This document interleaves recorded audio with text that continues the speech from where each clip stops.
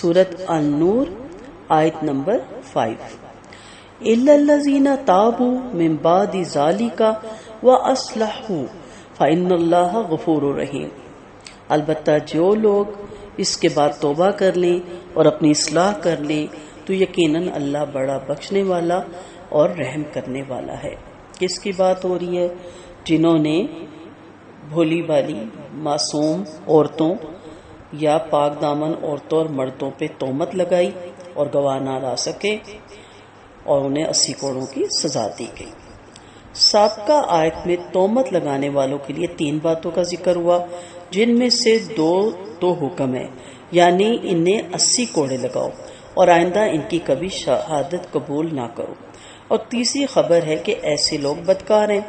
اس آیت میں ذکر ہے کہ جو لوگ اللہ کے حضور توبہ کر لیں انہیں پوری طرح اپنے گناہ کا احساس اور ندامت ہو اور آئندہ کبھی ایسی حرکت نہ کریں تو اب وہ عند اللہ اور عند الناس فاسق نہیں رہیں گے۔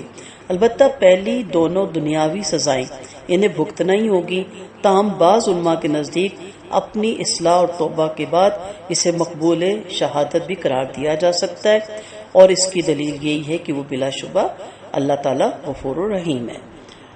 ان کی شہادت قبول ہوگی کہ نہیں، اس میں تمام علماء کا، تمام فقہاء کا اور صحابہ کرام میں بھی مختلف رائے پائی جاتی ہے۔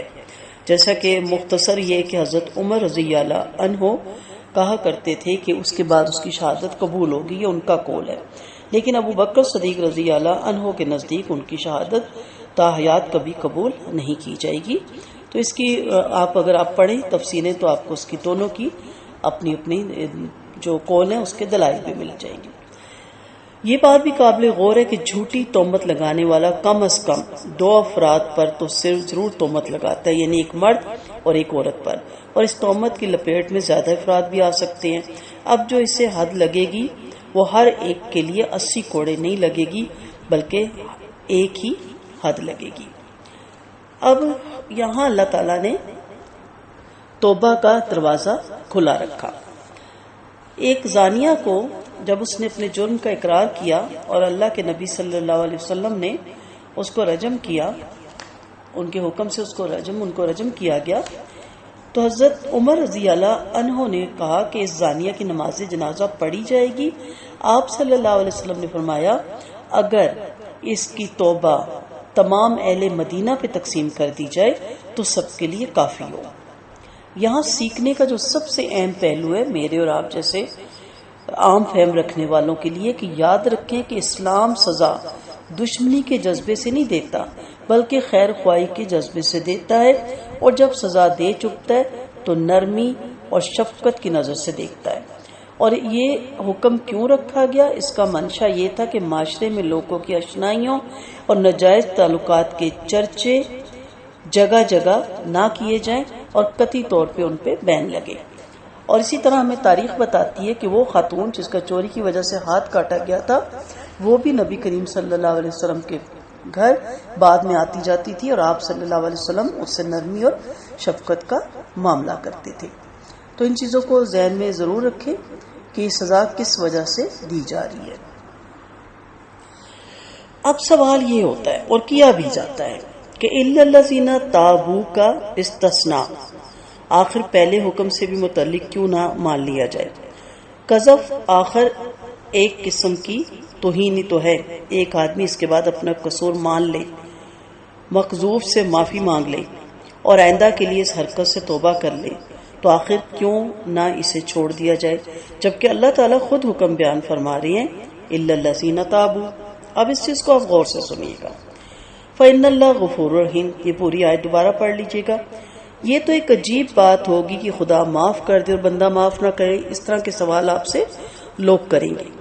اس کا جواب یہ ہے کہ توبہ دراصل تا واو با ہا کے تلفظ کا نام نہیں ہے، بلکہ دل کے احساس ندامت اور عزم اصلاح اور رجوع الی الخیر کا نام ہے، اور اس چیز کا حال اللہ تعالیٰ کے سوا کسی کو نہیں معلوم ہو سکتا۔ اس لیے توبہ سے دنیاوی سزائیں معاف نہیں ہوتی بلکہ صرف اخروی سزا معاف ہوتی ہے، اور اسی لیے اللہ تعالیٰ نے یہ نہیں فرمایا کہ اگر وہ توبہ کر لیں تو تم انہیں چھوڑ دو، بلکہ یہ فرمایا کہ جو لوگ توبہ کر لیں گے میں ان کے حق میں غفور الرحیم ہوں۔ اگر توبہ سے دنیاوی سزائیں معاف ہونے لگ جائیں تو آخر وہ کون سا مجرم ہے جو سزا سے بچنے کے لیے توبہ نہیں کرے گا؟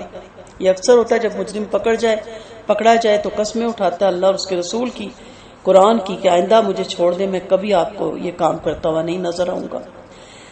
پھر یہ بھی سوال کیا جاتا ہے کہ ایک شخص کا اپنے الزام کے ثبوت میں شہادت نہ لانا لازماً یہ معنی تو نہیں رکھتا کہ وہ جھوٹا ہے؟ کیا یہ ممکن نہیں ہے کہ اس کا الزام واقعی صحیح ہو اور وہ ثبوت مہیا کرنے میں ناکام رہے؟ پھر کیا وجہ ہے کہ اسے صرف ثبوت نہ دینے کی بنا پر فاسق ٹھہرایا جائے، اور وہ بھی عند الناس ہی نہیں عند اللہ بھی؟ اس کا جواب یہ کہ ایک شخص نے اگر اپنی آنکھوں سے بھی کسی کو بدکاری کرتے دیکھ لیا ہو پھر بھی وہ اس کا چرچا کرنے اور شہادت کے بغیر اس پر الزام عائد کرنے میں گناہگار رہتا ہے۔ شریعت الہی یہ نہیں چاہتی کہ ایک شخص اگر ایک گوشے میں نجاست لیے بیٹھا ہو تو دوسرا شخص اسے اٹھا کر سارے معاشرے میں پھیلانا شروع کر دے۔ اس نجاست کی موجودگی کا اگر اس کو علم ہے تو اس کے لیے دو راستے ہیں، یا تو اس کو جہاں وہ پڑی ہے وہاں پڑا رہنے دے، یا پھر اس کی موجودگی کا ثبوت دے تاکہ حکومت اسلامی کے احکام اسے صاف کر دیں، حکومت اسلامی کے حکام اسے صاف کر دیں۔ ان دو راستوں کے سوا کوئی تیسرا راستہ اس کے لیے نہیں ہے۔ اگر وہ پبلک میں چرچا کرے گا تو محدود گندگی کو وسیع پیمانے پر پھیلانے کا مجرم ہوگا، اور اگر وہ قابل اطمینان شہادت کے بغیر حکام تک معاملہ لے جائے گا تو حکام اس گندگی کو صاف نہ کر سکیں گے۔ نتیجہ اس کا یہ ہوگا کہ اس مقدمے کی ناکامی گندگی کے اشاعت کا سبب بنے گی اور بدکاروں میں جرت پیدا ہو جائے گی کہ کسی نے ہمارا کیا بگاڑ لیا۔ اس لیے ثبوت اور شہادت کے بغیر قذف کا ارتکاب کرنے والا بہرحال فاسق ہے، خواہ وہ اپنی جگہ سچائی کیوں نہ ہو۔ پھر حد قذف کے بارے میں فقہائے حنفیہ کی رائے یہ ہے کہ قاذف کو زانی کی بنسبت ہلکی مار ماری جائے، یعنی تازانیے یعنی کوڑے تو 80 ہوں گے، مگر ضرب اتنی سخت نہیں ہونی چاہیے جتنے زانی کو لگائی جاتی ہے، اس لیے کہ جس الزام کے قصور میں اسے سزا دی جا رہی ہے اس میں اس کا جھوٹا ہونا بہرحال یقینی نہیں ہے۔ اس چیز کا بھی حنفی جو ہیں ان کی رائے ہے۔ پھر تکرار قذف کے بارے میں حنیفہ رحمۃ اللہ علیہ اور جمہور فقہ کا مسلک یہ ہے کہ قاذف نے سزا پانے سے پہلے یا سزا کے دوران میں خواہ کتنی مرتبہ ایک شخص پر الزام لگایا ہو اس پر ایک ہی حد جاری کی جائے گی، اور اگر اجرائے حد کے بعد وہ اپنے سابقہ الزام ہی کی تکرار کرتا رہے تو جو حد اسے لگائی جا چکی ہے وہی کافی ہوگی۔ البتہ اگر اجرائے حد کے بعد وہ اس شخص پر ایک نیا الزام زنا عائد کر دے نئے بندے کے ساتھ یا نئی خاتون کے ساتھ تو پھر نئے سرے سے مقدمہ قائم کیا جائے گا۔ مغیرہ بن شعبہ کے مقدمے میں سزا پانے کے بعد ابو بکرہ کھلے بند کہتے رہے کہ میں شہادت دیتا ہوں کہ مغیرہ نے زنا کا ارتکاب کیا تھا۔ حضرت عمر رضی اللہ عنہ نے ارادہ کیا کہ ان پر پھر مقدمہ قائم کرے، مگر چونکہ وہ سابق الزام ہی کو دہرا رہے تھے اس لیے حضرت علی رضی اللہ عنہ نے رائے دی کہ اس پر دوسرا مقدمہ نہیں چلایا جا سکتا، اور حضرت عمر رضی اللہ عنہ نے ان کی رائے قبول کر لی۔ اس کے بعد فقہ میں اس بات پر قریب اتفاق ہو گیا کہ سزائے یافتہ قاذف کو صرف نئے الزام ہی پر پکڑا جا سکتا ہے، سابقہ الزام کے دہرانے پر نہیں پکڑا جائے گا۔ وآخر دعوانا ان الحمد للہ رب العالمین سبحانک اللہم و بحمدک نشہد ان لا الہ الا انت نستغفرک و نتوب الیک۔ السلام علیکم ورحمۃ اللہ وبرکاتہ۔